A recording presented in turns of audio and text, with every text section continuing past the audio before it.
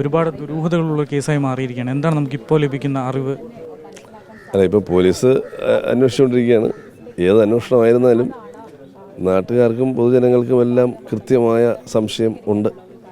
അത് അവരെല്ലാവരും പങ്കുവയ്ക്കുന്നുണ്ട്. പക്ഷേ ഒരു അന്വേഷണത്തിൻ്റെ ഒരു പ്രാഥമിക ഘട്ടത്തിൽ അതൊക്കെ നമ്മൾ പറയുന്നത് അന്വേഷണത്തിൻ്റെ ഒരു മുന്നോട്ട് പോക്കിനെ അത് ബാധിക്കുമെന്നുള്ളത് പറയുന്നില്ല.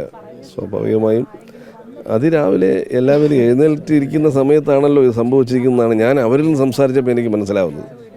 ഞാനിന്ന് രാവിലെ ഈ കുഞ്ഞിനെ ഇതിൽ നിന്ന് കണ്ടെത്തുന്നതിന് മുമ്പ് ഞാനിവിടെ വന്നപ്പോൾ അമ്മയും അമ്മമ്മയും പറഞ്ഞ കാര്യങ്ങൾ മനസ്സിലാക്കുന്നത് ഇവരെല്ലാം ഏകദേശം ആ സമയത്ത് ഉണർന്നിരിക്കുന്ന സമയമാണ്.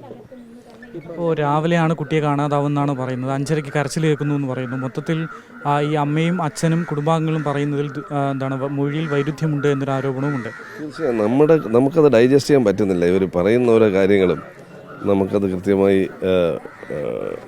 എൻ്റെ ജെന്യുവിനിറ്റി നമുക്ക് കൃത്യമായി പറയാൻ കഴിയില്ല. കുടുംബത്തിന് എന്തെങ്കിലും സാമ്പത്തിക പ്രശ്നങ്ങൾ ഉണ്ടായിരുന്നതായിട്ട് അറിയും? നമ്മുടെ ശ്രദ്ധയിൽപ്പെട്ടിട്ടില്ല. ഇപ്പോഴാണത് അതിനെല്ലാം പറയുന്നത്, സാമ്പത്തിക ബാധ്യത ഉണ്ടായിരുന്നതായിട്ടൊക്കെ. കുഞ്ഞിൻ്റെ അമ്മ കഴിഞ്ഞ ദിവസം ബാലരാമപുരം പോലീസ് സ്റ്റേഷനിലെത്തി ഒരു 30 ലക്ഷം രൂപ കാണാനില്ല എന്ന് വാക്കാൽ പറഞ്ഞിരുന്നു എന്ന് പറയുന്നുണ്ട്. പിന്നീട് അത് എഴുതി തരാൻ ആവശ്യപ്പെട്ട് പോലീസ് മടക്കി അയച്ചു. അതിനുശേഷമാണ് ഈ സംഭവം. ഇതെല്ലാം കൂടെ കൂട്ടി വായിക്കുമ്പോൾ ഇതിലെന്തോ വലിയ ദുരൂഹതയുണ്ട്. ഇതൊരു കൂട്ട ആത്മഹത്യ എന്നുള്ളതായിരുന്നു ആദ്യത്തെ സംശയം. അതെന്തായാലും മാറിയിരിക്കുന്നു. കൂട്ടാത്മഹത്യ അല്ല. കൂട്ടാത്മഹത്യയാണെങ്കിൽ ഇപ്പോൾ തീ കത്തിച്ചിരിക്കുന്നു.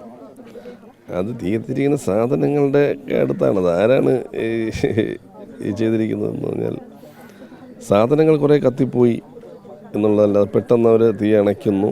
അതൊക്കെ ഇത് ശ്രദ്ധ തിരിക്കുന്നതിന് വേണ്ടിയിട്ടാണോ, എന്തുകൊണ്ടാണ് ഇങ്ങനെയൊക്കെയുള്ള ഒരു പശ്ചാത്തലം ഒരുക്കിയത് എന്നതിനൊക്കെ. അപ്പോൾ ഒന്നുകിൽ ഒരു ആലോചന ഇത് സംബന്ധിച്ച് നേരത്തെ നടത്തിയിട്ടുണ്ടാവാം. ഒന്നുകിൽ കൂട്ട ആത്മഹത്യക്ക് വേണ്ടിയിട്ടാണോ അതോ അങ്ങനെ ആവാനുള്ള സാധ്യത ഞാൻ കാണുന്നില്ല. അങ്ങനെയാണെങ്കിൽ ഈ രീതിയിൽ എത്തത്തില്ലല്ലോ. അങ്ങനെയാണെങ്കിൽ ആ രീതിയിൽ കാര്യങ്ങൾ എത്തത്തില്ല. ഇതൊരു അപകട മരണമാക്കി വരുത്തി തീർക്കുക എന്നുള്ളതായിരുന്നു ആദ്യത്തെ ശ്രമം. കാരണം ഒരു മുറിയിൽ മാത്രം മണ്ണെണ്ണ ഒഴിച്ച് തീപിടുത്തം ആദ്യമേ എല്ലാവരും വിലയിരുത്തിയതാണ്. അപകട മരണം കാരണം ഇവരെല്ലാവരും കുഞ്ഞൊരിക്കലും നടന്ന് പുറത്ത് വരില്ല. കുഞ്ഞിൻ്റെ അമ്മുമ്മ തന്നെ എന്നോട് പറഞ്ഞത് ഈ കുഞ്ഞ് പുറത്തിറങ്ങുന്ന ടെൻഡൻസി ഉള്ള ഒരു കുട്ടിയല്ല. വീട്ടിൽ തന്നെ കളിക്കായാലും എന്തായിരുന്നാലും വീട്ടിൽ തന്നെ ഉണ്ടാവും. അങ്ങനെ പുറത്ത് ഒറ്റയ്ക്ക് ഇറങ്ങുന്ന ഒരു ടെൻഡൻസി ഉള്ള കുട്ടിയല്ല. സ്വാഭാവികമായിട്ടേ ഒരു മരണാനന്തര ചടങ്ങുകൾ നടക്കേണ്ട വീട്, ആ വീട്ടിൽ രാവിലെയോടുകൂടി ഒരു അഗ്നിബാധ ഉണ്ടാകുന്നു. അത് അണയ്ക്കുന്നു. ശേഷം കുട്ടിയെ കാണാതാകുന്നു. പിന്നീട് കുട്ടി ഈ വീടിൻ്റെ അടുത്ത് തന്നെയുള്ള ഒരു കിണറ്റിൽ നിന്ന് കിട്ടുന്നു. അപ്പോൾ ഇതൊക്കെ വെച്ച് നോക്കുമ്പോൾ ഇവർക്ക് 30 ലക്ഷം രൂപ കാണാനില്ല എന്ന് പരാതിയായി ഇന്നലെ ചെല്ലുന്നു. കുടുംബവുമായി പ്രശ്നമുണ്ടെന്ന് പറയുന്നു. ഇതെല്ലാം കൂടെ കൂട്ടി വായിക്കുമ്പോൾ ഇതൊരു കൊലപാതകം എന്നുള്ളത് തന്നെയല്ലേ സംശയം? അല്ല, ഞാനിപ്പോൾ ഇതിലേക്ക് പറയുന്നില്ല. പക്ഷേ സ്വാഭാവികമായിട്ടുള്ള സംശയങ്ങളെല്ലാം ആ നിലയിലേക്ക് തന്നെയാണ് പോകുന്നത്. അതിനെ സംബന്ധിച്ച് പോലീസ് അന്വേഷണത്തിലാണ് തെളിയേണ്ടത്. പോലീസിൻ്റെ അന്വേഷണം നേരായ നിലയിൽ നടക്കുന്നുണ്ട്. അത് കഴിഞ്ഞിട്ട് അത് സംബന്ധിച്ച്